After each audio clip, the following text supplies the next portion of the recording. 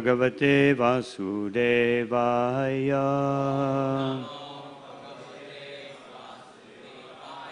Om Namo Bhagavate Vasudevaya.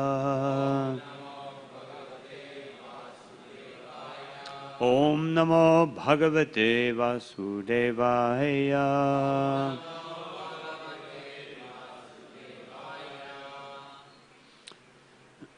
Today reading from Srimad Bhagavatam, 11th canto, 7th chapter, text 31, and we'll also read one more text, 32. Lord Krishna instructs Uddhava. Shri Bhagavan Uvacha Yadunaivam Mahabhago Brahmanyena Sumedasa Prishta Sabhajita Praha Pashraya Vanatam Dija. Shri Bhagavan Uvacha Yarunaivam Mahabhago Brahmanyena Sumedhasa Krishna Sabhajita Praha Prashaya Vanatam Dija. Shri Bhagavan Uvacha Yarunaivam Mahabhago Brahmanyena Sumedasa Prishta Sabhajita Praha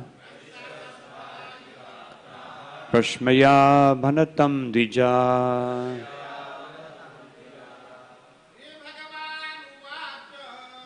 Bhagavan Uvacha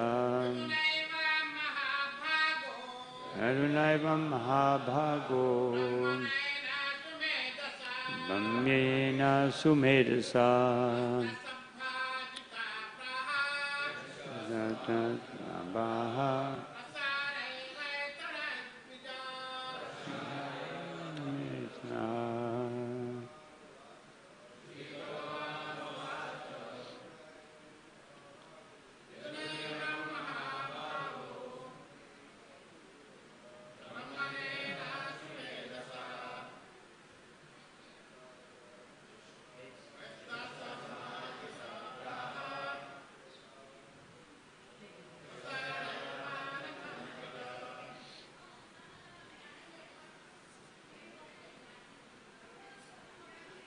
Vaishnavis. Shri Bhagavan Uvacha, the Supreme Personality of Godhead said, Yaduna, by King Yadu, Ebam, in this way, Mahabhaga, greatly fortunate, Brahmanyena, who was very respectful to Brahmins, Sumedasa, and intelligent, Prishta, asked, Sabhajita, honored, Praha, he spoke, Prashaya, out of humility, Avanatam, bowing his head, Dvija, the Brahmana. Translation. Lord Krishna continued, the intelligent King Yadu, always respectful to the Brahmins, waited with bowed head as the Brahmin, pleased with the king's attitude, began to reply. So we'll read the next verse. Shri Brahmana Uvacha Shanti me Guravo Rajan Bhavo Buddhyuspashitaha Yato Buddhim Upadaya Muktotami Hatanshinu. Translation. and purports by the servants of Srila Prabhupada. The Brahmana said, "My dear king, with my intelligence I have taken shelter of many spiritual masters. Having gained transcendental understanding from them, I now wander about the earth in a liberated condition. Please listen while I describe them to you." Everyone can please repeat. The Brahman said, "My dear king, with my intelligence, I have taken shelter of many spiritual masters. Having gained transcendental understanding from them, I now wander about the earth in a liberated condition. Please listen as I describe them to you." Purport. The word Buddhyupashvitaha in this verse indicates that the Brahman's spiritual masters did not directly speak to him. Instead, he learned from them by his intelligence. All living entities who are inimical to Lord Krishna glorify useless material things and spend their lives trying to lord it over the material objects they falsely worship. Thus, the conditioned souls try to increase their duration of life, as well as their fame and beauty, by means of mundane religiosity, economic development, and gross sense gratification. King Yadu noticed that the saintly Avadhuta did not behave like that. Therefore, the king was inquisitive to find out the actual situation of the Brahman. In reply to the king, the saintly Brahmana states, "I do not consider the 24 elements of the physical world as objects of my sense gratification, and therefore I don't consider accepting or rejecting them. Rather, I accept the material elements as my instructing spiritual masters. Thus, even though wandering throughout the material world, I am never bereft of service to the Guru. Taking shelter of steady intelligence, I travel about the earth constantly engaged on the transcendental platform. By intelligence, I transcend useless desires, and my ultimate goal is the loving devotional service of the Lord. Now I shall explain to you about my 24 spiritual masters." Om Jnana Timirandasya Kinanjana Shalakaya Chakshurum Militam Yena Tasmai Shri Gurave Namaha Shri Chaitanya Manobishtam Shtapitam Yena Bhutale Swayam Rupa Kadah Mahyam Tadatishva Padantikam Namo Vishnu Padaya Krishna Prasthaya Bhutale Srimate Bhakti Vedanta Swami Niti Namine Namaste Saraswati Deve Gauravani Pracharine Nirvishesha Shunyavadi Pastyatya Deshatarine Jaya Shri Krishna Chaitanya Prabhu Nityananda Shri Advaita Gadadha Shivashari Gaura Bhaktavinda Hare Krishna, Krishna Krishna, Hare Hare, Hare Rama, Rama Rama, Hare Hare.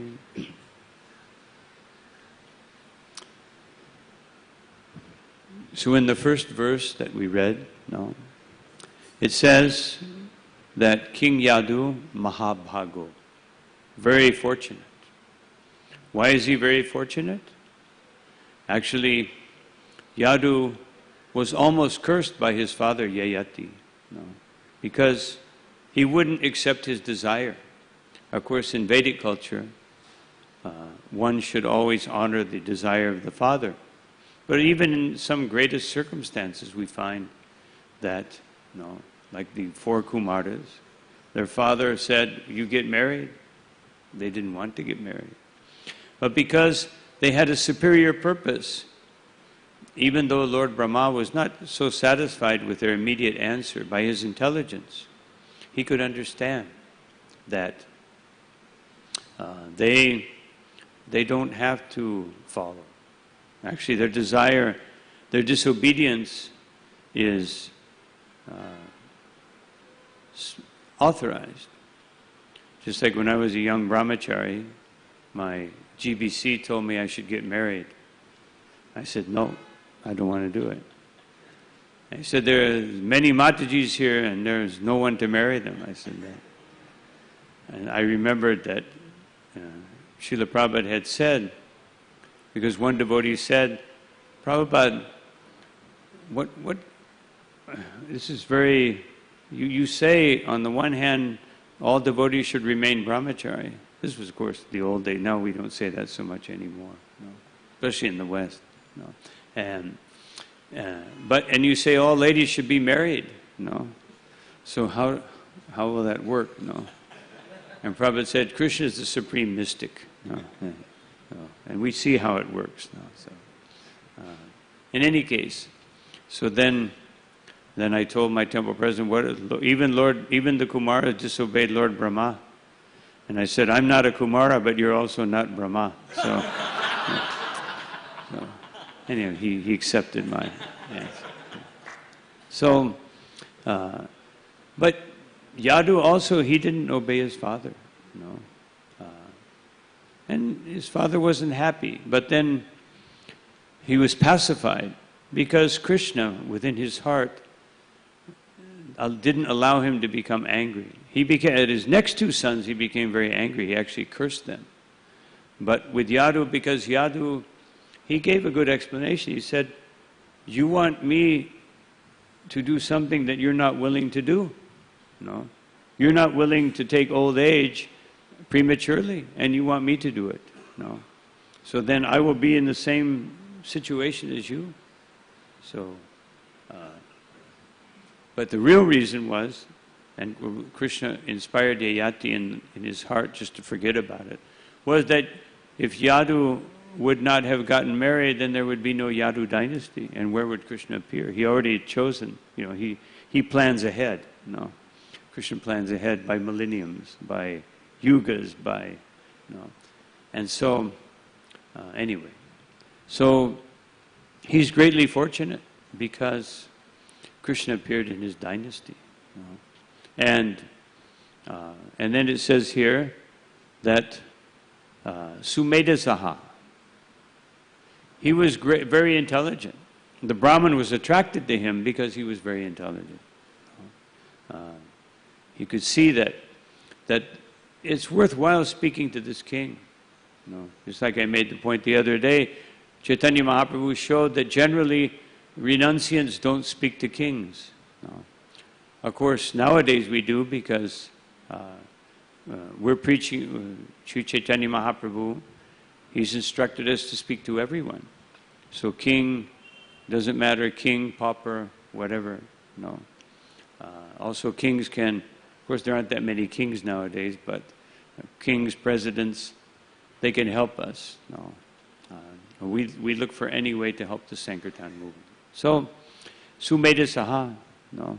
And the most important quality is that Prayasha, no. He was very humble. Because he was humble and he was intelligent. No. Usually, or not usually, but many times, people who are very intelligent, they're not so humble. And sometimes people that are very humble are not so intelligent. No.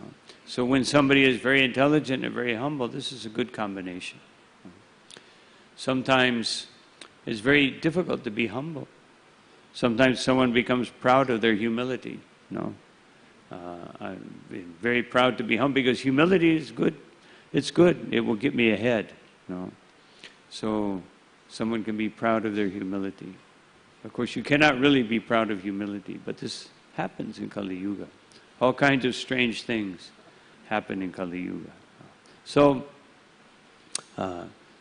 then, if we go to the next, so the Brahmin accepted him. No. And the Brahmin said, my dear king, I have, as it's pointed out here in the purport, buddhyupashitaha. I have taken shelter of my intelligence. Of course, everyone takes shelter of their intelligence to some, but usually their intelligence is not very good, so it's not a good shelter. But in this case, his intelligence was purified. That kind of intelligence is very welcome. Vyavasayatmika buddhir ekeha kudunandana. And what is that intelligence? That it's one-pointed. It has one objective. And that one objective, as it says in the Bhagavatam, tasmat ekena manasa. Bhagavan satpatam bhati. That with one pointed intelligence one should concentrate on the Lord, who is very fond, very favorably disposed to his devotees. And if one solely concentrates on him, then, and how do we concentrate? Shrotavyas kirtatavyas cha jaya pujascha nityada. We concentrate by hearing and chanting and meditating on the Lord and worshiping the Supreme Personality of Godhead. As Krishna says, satatam kirtayanto mam, always engaged in glorifying yatantascha riddha vrataha, and always serving him with great determination. This is how we develop one-pointed attention. Otherwise, bahu shakya hyanantascha. Otherwise, this is like nowadays, people have departmentalized intelligence. I have my family department, economic department, sport department, and a religious department also. They're in the background, just enough to give me an insurance policy. We generally see, people nowadays see religion as insurance. I won't go to hell. Just do enough so I won't go to hell. Just do enough so I can get some material prosperity, as it says here in the purport. What do they want? Mundane religiosity, economic development, and gross sense gratification. When Narada Muni approached King Pratinabharisha, he said, how is your kama, artha, and dharma? But he didn't say moksha, because he was so engrossed in kama and artha that his dharma was only serving that purpose. There was no question of moksha. So Narada Muni indicated from the very beginning, I have come to give you moksha. I have come to enlighten you. Otherwise, your future is not very bright. So, this one-pointed intelligence, Srila Prabhupada referred to this verse many times and said that this verse indicates that one-pointed intelligence means that we should very carefully worship the spiritual master. And of course he said, Vishwanath Chakravarti, he quoted Vishwanath Chakravarti Thakur, who says that of all kinds of intelligence, because there are many kinds of intelligence, Krishna is the intelligence in everyone. And Maya, Srila Prabhupada said that Maya personally empowers scientists and philosophers. She empowers them. And they're very brilliant. They come up with all kinds of brilliant things that convince everyone that you should follow me. All kinds of technological wizardry. How can I get more gigabytes? This is the goal of my life. More gigabytes. More Gs. 4G, 5G, 6G. And so this is the purpose. This is everyone's purpose. Technological wizardry. But he said of all kinds of intelligence, the best intelligence is that which is totally focused on bhakti. This is the best intelligence. And bhakti is best executed when it is one-pointed with great determination. And that determination means that one should think, by the orders of my spiritual master, to worship the Supreme Personality of Godhead by the 9 processes of Bhakti Yoga, especially worshiping his lotus feet. This is my sadhana, this is my sadhya.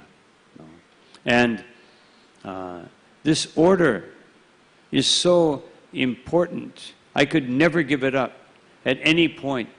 No? Just like Srila Prabhupada said, we don't use the Guru's head as a stepping stone. No? I get some knowledge, I get some ability, and then I go on. Just like one devotee came to Srila Prabhupada, and he said, "So Prabhupada, I seek your blessings. I want to go to another spiritual master who can teach me more about rasa." No? And Prabhupada said, "I give you my blessings to enjoy the material world." No? And that's what happened, unfortunately. So Vishwanath says that I could not give it up in sadhana and in sadhya, either in any. This service to the order of the spiritual master is my very life, my very existence, and it is my greatest responsibility. I have nothing else to do, even in my dreams. No? Otherwise, my determination should be so strong that even in my dreams there is no deviation from this point. It doesn't matter whether I'm happy or I'm unhappy or I'm giving up material existence or I'm stuck in material existence. I will never deviate from this. And this was Srila Prabhupada's example. No? If we take the unlimited, wonderful, transcendental qualities of Srila Prabhupada, the one that he himself established as his accomplishment is that I've simply followed the orders of my spiritual master. And we can see the result. No? In Srila Prabhupada's prayers, one of his prayers, which was a Vyas Puja offering, he said, "My dear brothers," speaking to his god brothers, that worship of the spiritual master is not a festival of fruits and flowers, but a constant dedication. You know? Just like we have Vyas Puja, so people come, you know, and a nice festival of fruits and flowers and all kinds of things and offerings. And then generally next day, back to business as usual. You know? We go back. We have Janmashtami fully absorbed all day long in Krishna Seva. And then next day, back to business as usual. So this is the unfortunate situation in Kali Yuga. So this intelligence, we have to buddhayo vyavasayitam. We have to keep it very strong. Otherwise, as Krishna says, that it's very easy. Nashti buddhir ayuktasya nacha yuktasya bhavana nacha bhavayata shantim ashantasya kuta sukham. That we can lose our intelligence. And if we lose our intelligence, we lose our feeling, the real feeling. And if we lose that feeling for worshiping the Supreme Personality of Godhead, then there's no peace. And without peace, how can there be happiness? So, worshiping Krishna, worshiping the Supreme Personality of Godhead is such an important thing. Otherwise, and of course Krishna describes the process of losing intelligence. And the first step is Jayato Vishayan Pumsam. We meditate on the objects of the senses. This is what you're finished. As soon as you start meditating on the objects of this world, you're finished. Just like someone can see a very attractive man or woman, and immediately they begin to machinate, to create in their mind, all kind. How will I meet? How can I? What can I say? How will I appear? What will I wear? A whole new. But if I wouldn't have seen that person, none of that would happen. So simply keeping the mind focused on Krishna, keeping our meditation on Krishna. Otherwise, then teshu sangha pachayate. Then we develop attachment. Then from attachment, desire. From desire, kamat krodho bichayate. Then anger, frustration, lamentation. And from there, krodat bhavati samoha, illusion. And then from the illusion, samohat, Samohat Shmiti Vrimsa. Then we become forgetful. No? Shmiti Brahmshat Buddhi Nasho. And then we lose our intelligence. Buddhi Nashat Pranashati. And then you're finished. Again, into the material whirlpool of desires and so many things. So we have to protect our intelligence. No? And Krishna told Arjuna, how do you protect your intelligence? How do you keep your intelligence strong? No? Tasmat sarvashu kalashu. At every moment, at every time, ma manushvara yudhyacha. Whatever your activity may be. No? Krishna's activity was to fight. Somebody's activity may be book distribution. Somebody's activity may be medical field. Someone else's activity, may be a carpenter. But whatever your yudhya, whatever you have to do, whatever your prakriti stani karshati, whatever you have to do to go through this material existence, then you remember Krishna. The first thing we do is offer to Krishna. Even if we're making money, the first thing we should do is give to Krishna. First thing, not last thing. Sometimes people have the mentality, if I have something left over, then I'll give it to Krishna. But this is putting Krishna in the position of a dog. With this, when you have leftovers, what do? You give it to the dog. If I'm too hungry, then the dog will have to wait. But so we don't treat Krishna like that. If I have something left over, first thing, and that first thing means 10 rupees. I'll give 10 rupees to Krishna, and then out of the 25,000 that I gain, I'll give him 100. Why 10? 100? No, it should be a sacrifice. It should be something that first thing I do, give to Krishna. And then Krishna will be pleased. And if we do that, then Mayarpita Mano Buddhir. Then by that worship, our mind and our intelligence will become focused on Krishna. Srila Prabhupada said that actually we cannot do anything with our senses. We don't initiate any activity with our senses. We initiate activities with the mind and the intelligence. Usually it's the mind and the intelligence gets neglected. And when we're too much in the mode of passion, what to speak of in the mode of ignorance, then the mind tells us what to do. But if one develops one's intelligence by worshipping Krishna, then mami vaishashasam, that all of our doubts, all of our misgivings, asamshayaha, all these things will be cleared up and eliminated. So this is the process that Krishna recommends in Bhagavad Gita, and this is how this particular Brahmin is thinking. Now the Brahmin, by worshipping with the intelligence, although certainly intelligence is good, but there's actually only one kind of intelligence that is satisfactory, that is sufficient. Tesham satata yuktanam pachitam pitipurvakam dadami buddhi yogam tam. That intelligence which is given by Krishna. Krishna gives us intelligence. Just like when Sri Chaitanya Mahaprabhu, when he was in his Mahapraharana Leela, when he was revealing himself to each devotee according to their particular relationship. And then, after he revealed himself to many devotees, then he told the devotees, go and find Sridhar. So devotees didn't really know. Sridhar, he was so humble that even the devotees didn't know who he was. He was such a great devotee, but he was so humble.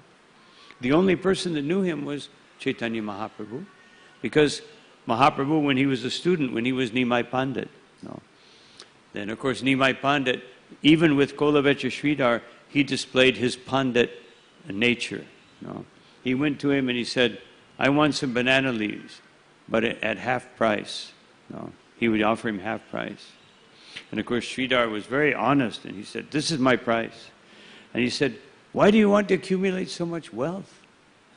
Why are you so interested in wealth?" Because he was, he barely made, a few paisa, and he would offer half of that to the Ganga. And he said, "You're so wealthy you can give away half to the Ganga. No. And why are you trying to take my money? I'll give you half the price." And Sridhar would say, "No, no, give it back." And they would fight like this. And then he would say, no, don't try to cheat me," Mahaprabhu would say. And he would say, "There are many shops. If you think you can get cheaper price, go to another shop." "No, this is my shop. I always purchase here. Now give me." And so Sridhar would just say, "Okay, just take it and go away." And they would do this every day. Of course, at the same time, he was so attracted to this beautiful young Brahmin. He didn't know. He said, "He always gives me so much trouble, but he's so beautiful, he's so wonderful." Just like Mukunda, he would also argue, Chaitanya Mahaprabhu would also argue Alankar with him. And he would be so frustrated, but he was so beautiful. And Gadadhar, he didn't like to argue. Gadadhar was so humble that he didn't like to argue grammar or all these rules. And so when he would see Nimai Pandit coming, he would run away, but then he would go back. He would say, "He's so beautiful. I can't avoid him." So anyway, Sridhar.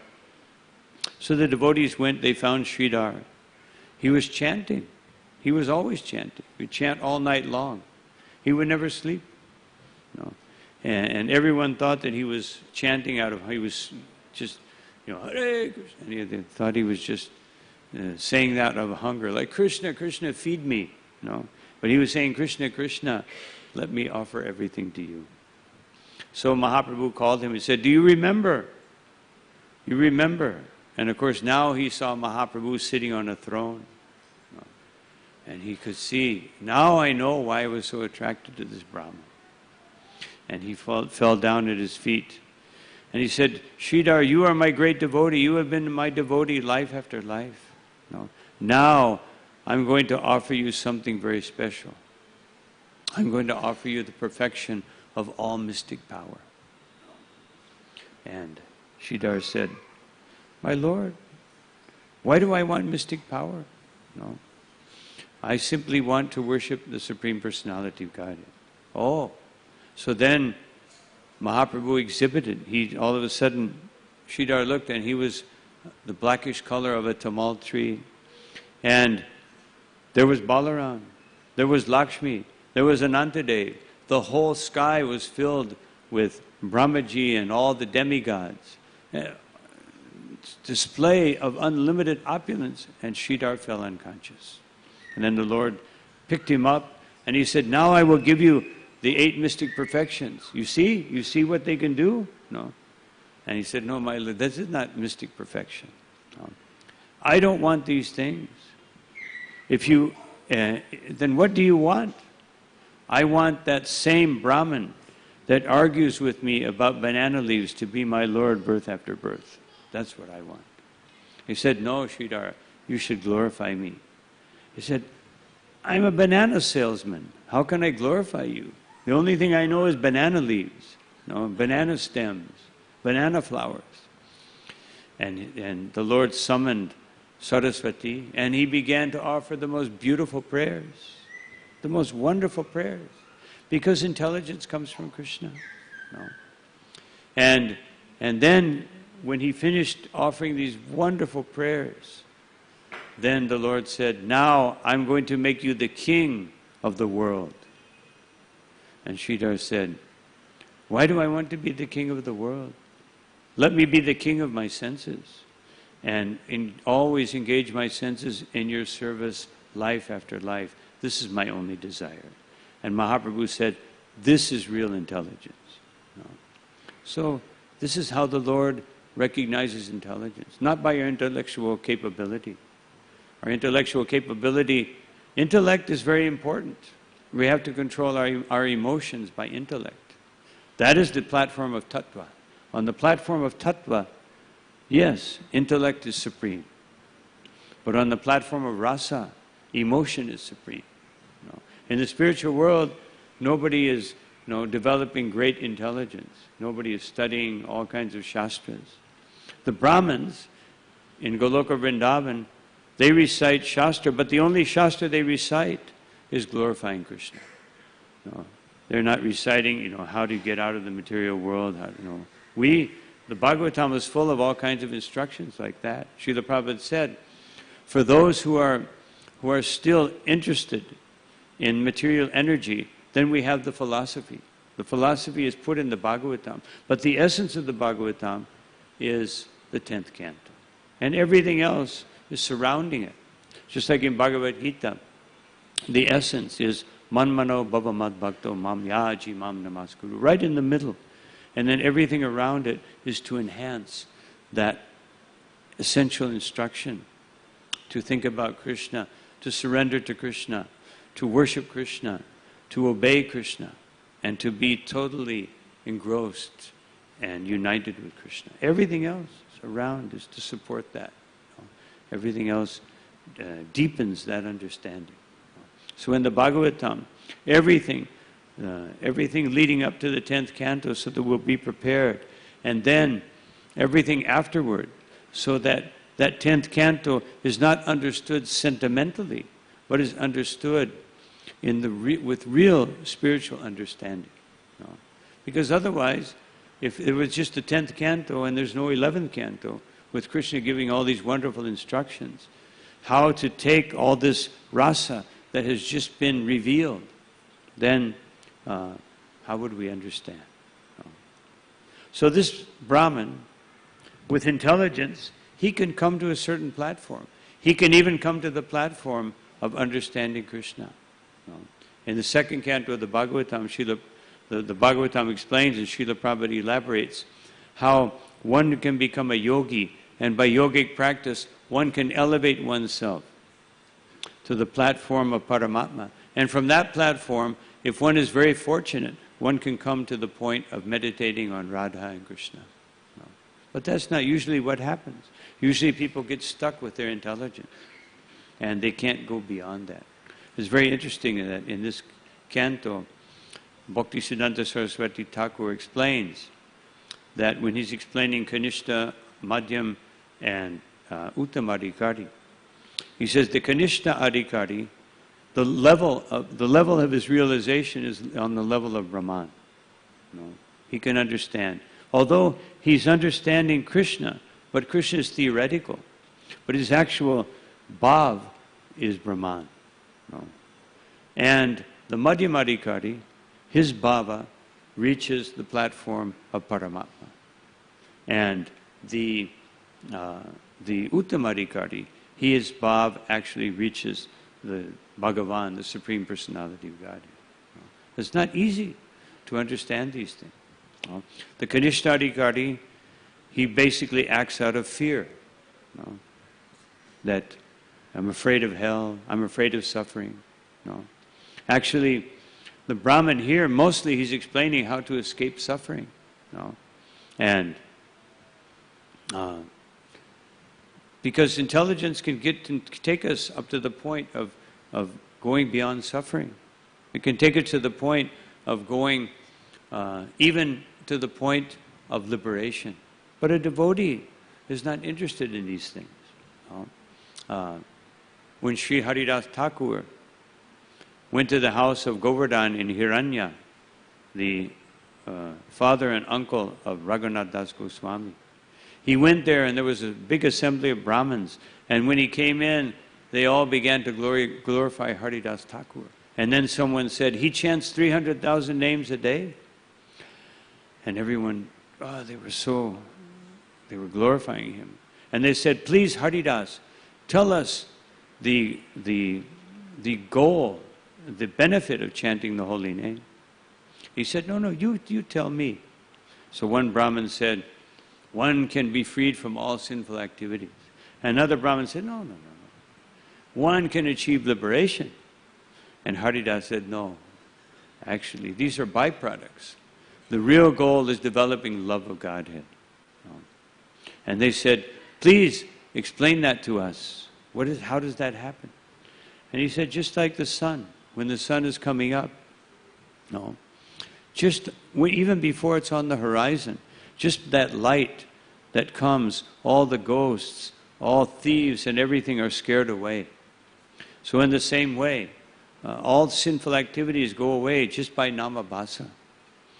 And when one chants with a little more seriously, then even liberation will come. But when one chants purely, then one develops love of God. No? And he said, as far as liberation, devotees are not so interested in liberation. No?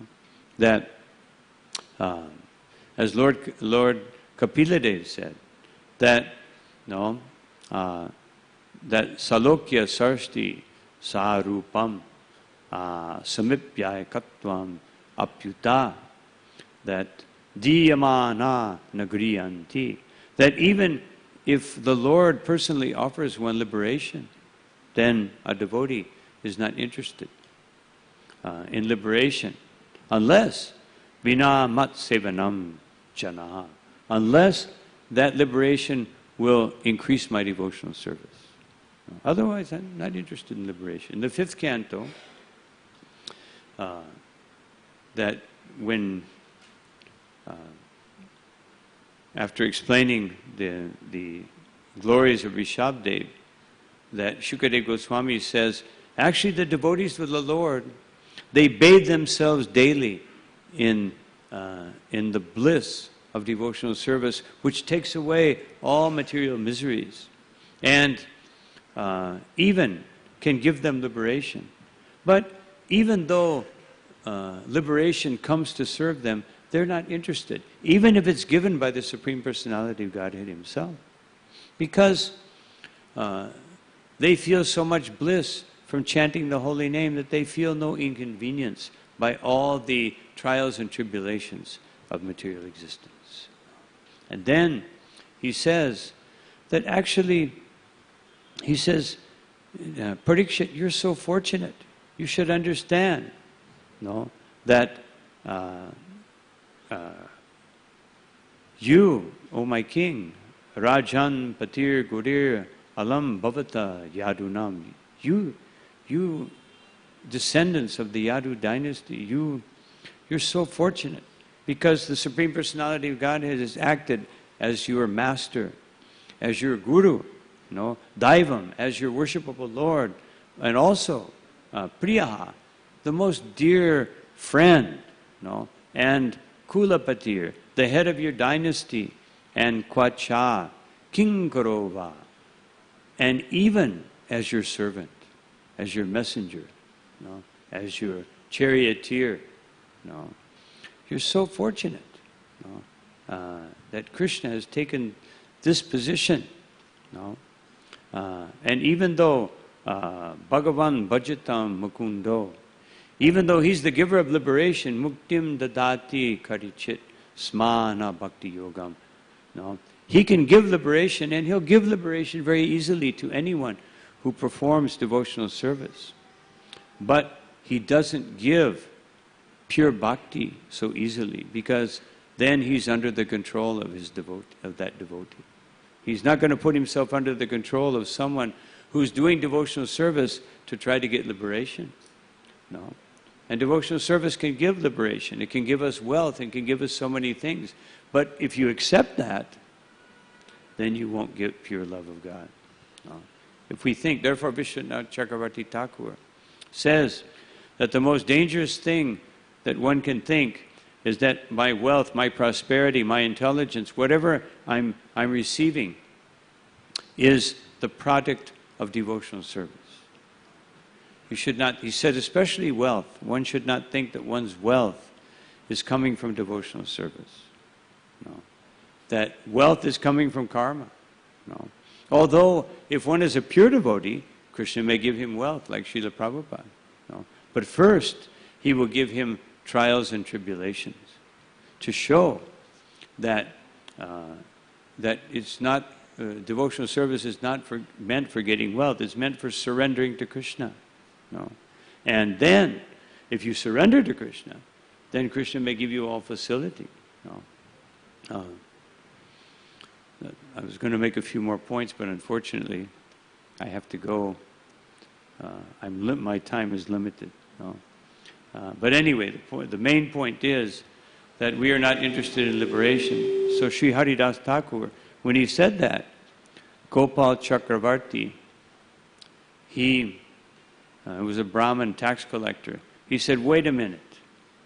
How can you say, in the Vedas it says that after millions of, thousands and millions of lives, one can possibly achieve liberation. And you're saying just by chanting this name, one can get liberation?